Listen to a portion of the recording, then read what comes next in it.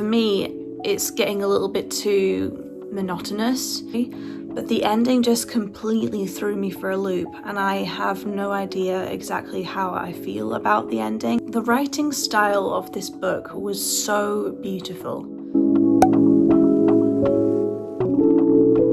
Hello you guys, welcome back to another video. In today's video we are going to be doing my January, I almost said TBR there, January wrap up.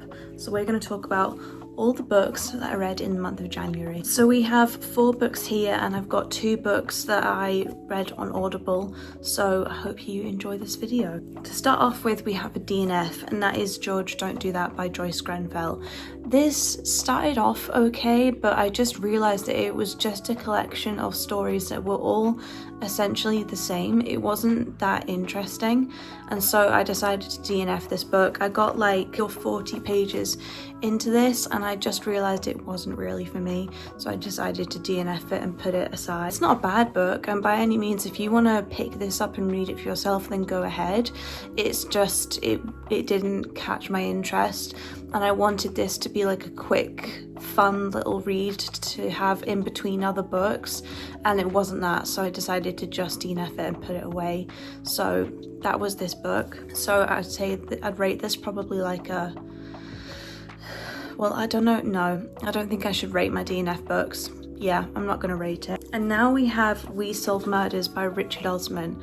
I really enjoyed this book. This was a really fun read, and also there's a couple scenes in this book where we're in St. Lucia, and that was actually my honeymoon destination, so it was really fun hearing them talk about the different places in St. Lucia that they went to. So I really enjoyed that aspect. The story was okay. The ending didn't like wow me.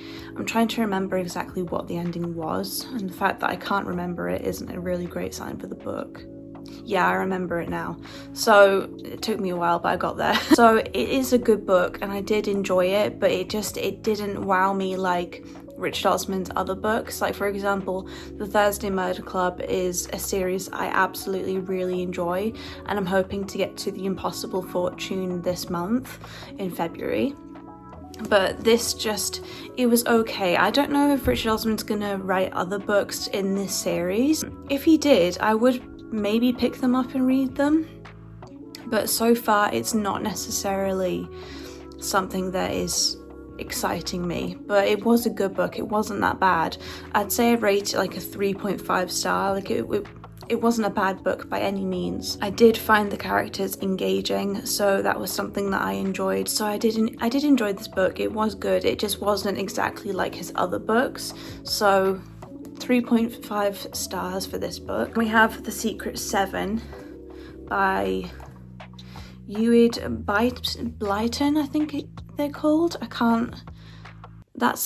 It's really hard to read that handwriting. Anyway, this is Sid's Cafe. I did really enjoy this book, and this was like a quick little read. It was so easy to get through, and it was fun and engaging, and I really enjoyed reading this book. A car is stolen and Peter and Janet witness the thief. Now the 7 are on the trail of a dangerous gang. It is a fun book, and it is really interesting how the writer goes about just summing up this book and writing it. I really enjoyed it. It was really fun, a really good little read. And now we have Rebecca by Daphne du Maurier. This book took me like 2 months to get through, I think it was, and I have so many mixed opinions on this book. It was interesting. It was definitely interesting, I can say that for sure, but the ending I felt was rather anticlimactic, because we build up all this suspense through the story. We're thinking about the character Rebecca and who she was, and I feel like the ending was somewhat interesting. Like I did enjoy the ending, but I just felt like the very end of this book was anticlimactic, because we're kind of left on a cliffhanger and there's no sequel to this book. So it was, I don't want to say it was poorly written, because it is a well-written story, but the ending just completely threw me for a loop, and I have no idea exactly how I feel about the ending, even now after finishing it. Well, I do know how I feel about this book. It was anticlimactic, and I didn't necessarily enjoy the ending, but it's just something that's gonna puzzle me for a very long time. That's probably one of the reasons why this book is so successful, is because the ending is so like, what the heck?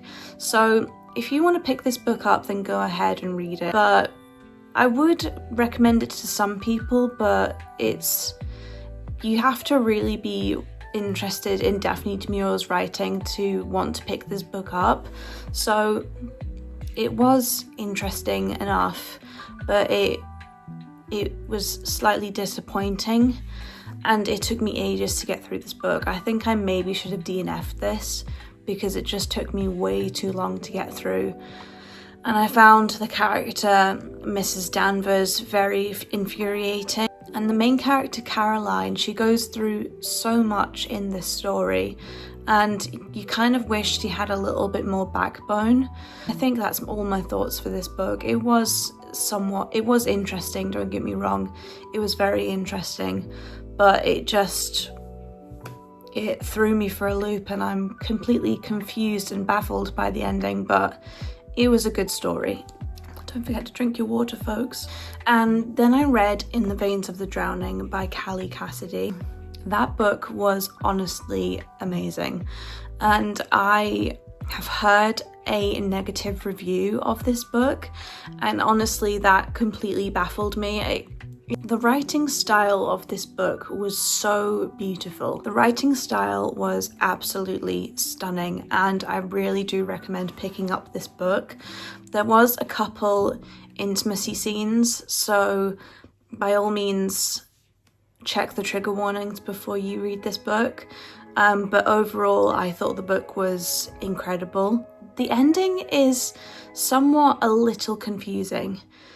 I think we have a theme for that for this January, because Rebecca was confusing and the ending of In the Veins of the Drowning was a little bit confusing. It was just so beautifully written, and the imagery that it took along, the imagery in the story was absolutely like nothing I've ever read before.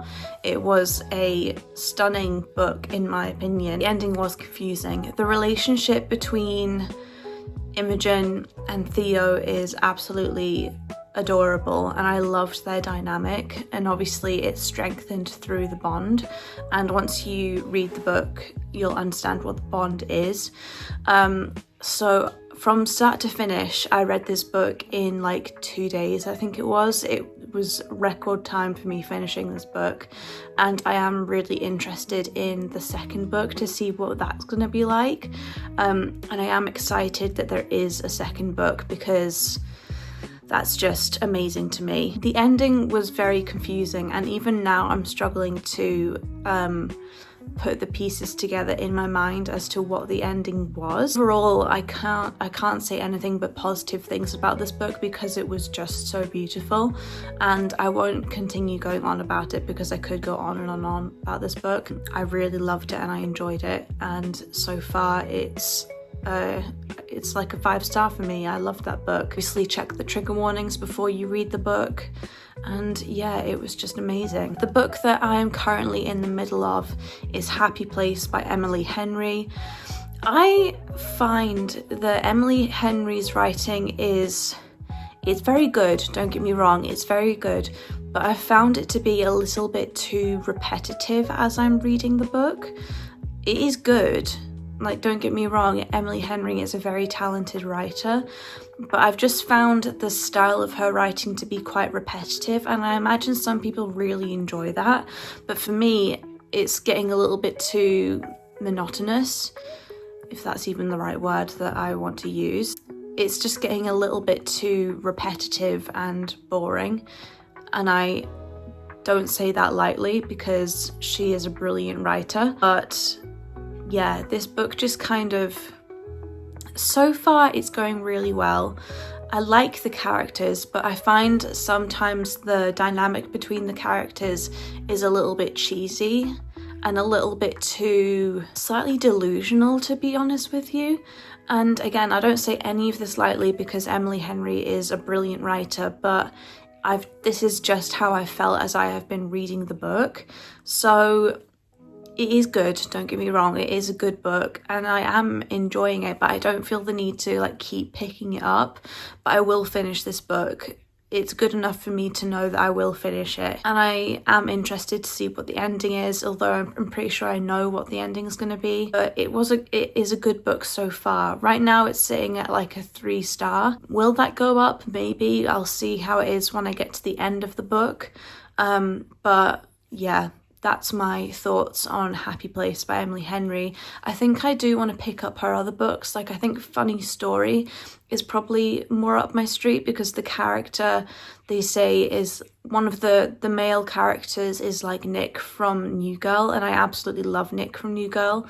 So I think I will really enjoy Funny Story, and I am going to pick that up, but I'll probably pick up like a Richard Osman book in February before I pick up Funny Story by Emily Henry. Anyway, those are the books that I read in the month of January. So I read 5 books and 1 DNF. 5 books and 1 DNF. So this was like, I would say it's quite a successful reading month. I also did read a little bit of Great Stories of All Nations by, who's it by? Collected and edited by Maxim Lieber and Blanche C. Williams. So I read a little bit of this, not much for me to talk about, but I read a little bit of that as well. So it's been like quite a successful reading month, I think. I have enjoyed myself. It's been a really good month. So thank you for watching this video. I love you guys so much, and if you've made it this far, please leave a sunshine emoji. You guys are amazing and wonderful, and I love seeing your comments in my videos. So thank you to the moon and back. I love you guys, and I will see you in my next video. Bye.